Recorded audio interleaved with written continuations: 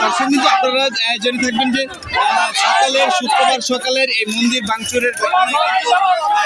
দোষীদের গ্রেপ্তারের দাবিতে কিন্তু বিচারের দাবিতে কিন্তু স্থানীয় যারা হিন্দু সম্প্রদায় রয়েছেন তারা কিন্তু ঢাকা-টাঙ্গাইল মহাসড়ক অবরোধ করে কিন্তু তারা বিক্ষোভ করছেন।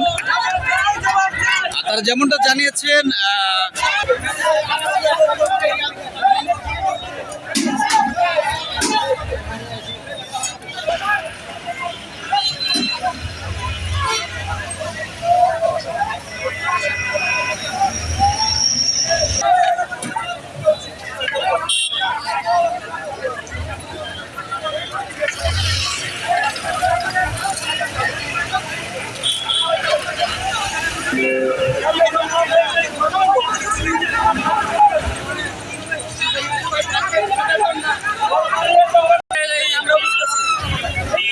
মসজিদকে